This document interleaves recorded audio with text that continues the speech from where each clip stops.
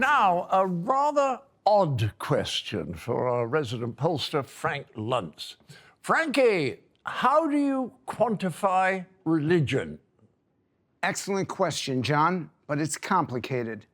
The fact is, the fastest growing religions are no religions at all. Atheists, agnostics are growing at 5 and 6%, faster than Christianity, Islam, Hindu. But the real question is, how do you measure religion? And what we have found, the more dedicated you are, the more likely you are to identify with a religion.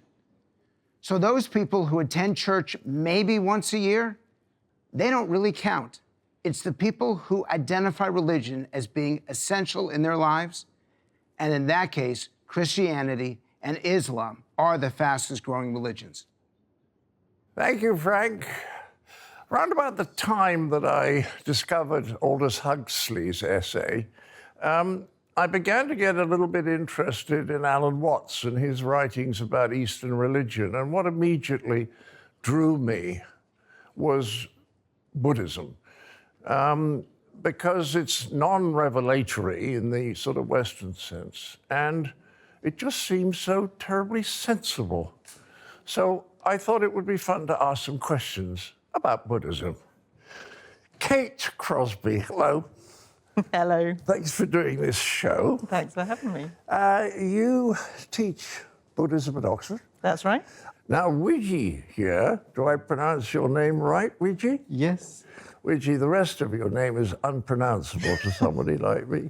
Yes. Thank you very much for coming.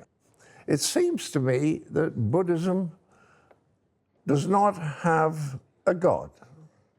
Well, that's Whoa. partly true. Partly true. So there's no creator God, no God who can save us. That's something we have to do ourselves with the teaching of the Buddha. But everywhere that Buddhism spreads, it adopts the gods of the area. So when it spread to the West, a lot of people were atheist, so no gods for Western Buddhism. But, for example, in Sri Lanka, where Venerable Wiji is from, there you have a whole range of gods that are useful for things that are part of ordinary life. You know, like passing your exams, or you need help with healing or something like that. You can go to a god. But they're all, like us, caught up in the round of rebirth, death and rebirth, samsara. Wiji, I want to ask, when you pray, to whom are you praying? Actually, we don't pray. You don't pray? Yes, we respect to the Buddha, the Dhamma, and the Sangha. These three are called triple gems. Then we respect to them and we follow the teachings preached by the Buddha with highest respect to the teacher. The Buddha is our teacher. He is not a god, actually. I'm very interested that Buddhism, unlike Islam or Christianity or Judaism, these are religions of the book. There are many sacred writings, but they're not thought of in the same kind of way that the religions of the book respect the book. Am I right? That's right. So there are. So after the Buddha died, they gathered up all the teachings they could remember that he had given. Some were teachings about how to behave. Some were special rules for monks and nuns to follow. And so those were the two first collections. But they're more like a library. So they have lots of books in them on different topics rather than a single book. So probably about the size of maybe 90 books. Oh, really? So it's a library. I had no idea so you there can were go so to one many. for ecclesiastical law, another for poetry that's about teachings, this kind of thing. Poetry. Some stories, lots of stories about the Buddha being in a particular place and teaching a particular teaching for a particular person. When were these written down, roughly? So they were orally remembered from the time of the Buddha's death, so about 3 months after the Buddha died. Which is what year? Oh, this is in the 6th century before the Common Era, so about 2,500 years ago. Right. The Buddha dies, and 3 months after, they have a big gathering, and people record what it was they remembered him saying and which rules they remember him setting down. And then people become specialists in memorising those bits of text. And it passes down over the generations. And we think that they first started writing down about the 1st century before the Common Era when they were worried This is my water. There When you they are. were You can have worried that water, my darling. about losing the teachings, the Dharma, the teachings, because of famine and warfare. So at that point, thought it write it down. You see, it seems to me that Christianity is often sort of saying about what we should be doing, but Buddhism has a way of saying how we can get there. I mean, when Christ said, "Love thine enemy," the answer is, how? You know what I mean? That's it's a right. bit like saying, move backwards in time. You would say, well, yeah, sure, but how do I do that? Whereas with the Buddhism is working on the inner part much more than Christianity normally does, except in the mystic traditions.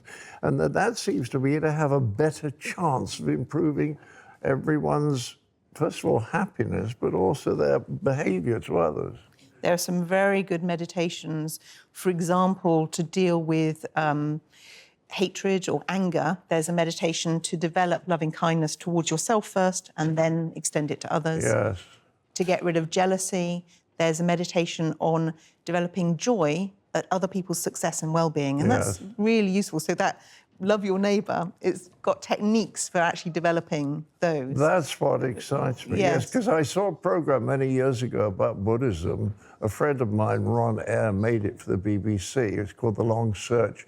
And he was saying to a Buddhist monk, it sounds a bit selfish working all the time on yourself. And the Buddhist monk said, yes, if it stopped there. But you can't love other people until you can love yourself. That was very powerful for me. Do you have any thoughts about that? Yes, actually, we have two main concepts in Buddhism, karuna and metta, loving kindness and compassion. These two help us to serve this society. These two are limitless thoughts which arises in our mind. Therefore, if we can develop compassion and loving kindness towards all the beings in this world, not only to human beings, towards all the beings, including animals, including creatures and other sentient beings. Cats. Hear that, cats Charlie? also, actually. Charlie's practicing loving kindness Oh, right now. look at him. Isn't he adorable? You know, I was once lucky enough to interview the Dalai Lama, a person on a different level. But I did ask him, I said, when I notice Buddhists, they smile and laugh a lot. And he said to me, I think when people laugh, they can have new ideas. That's quite important in Buddhist texts as well. So the early Buddhist texts, so the Buddha would sometimes get somebody to see something by making a joke out of it. So it was basically undermining people's fixed views by showing them a funny side. You see, what appeals to me about Buddhism, to go back to what we were talking about earlier, is the fact that people are working on themselves and having spiritual exercises, most of them meditational, which enable them to process negative feelings and turn them more into positive feelings. And there's a lot of people, younger people now, who are saying, always trust your feelings. That doesn't seem to me very good advice. Do you? But the Buddhism highlights that understanding the mind is very important, actually. After identifying the inner feelings, one can control those inner feelings. For example, anger. When we get angry, actually, we feel different kinds of thoughts. If we release those thoughts into the society, actually, what will happen? Yes, that's right. Before releasing those kind of thoughts, actually, one should have to control those thoughts. The way for that is meditation. Yes. Actually, then meditation. But in meditation, you're examining your feelings Yes. rather than accepting them uncritically, right? Yeah.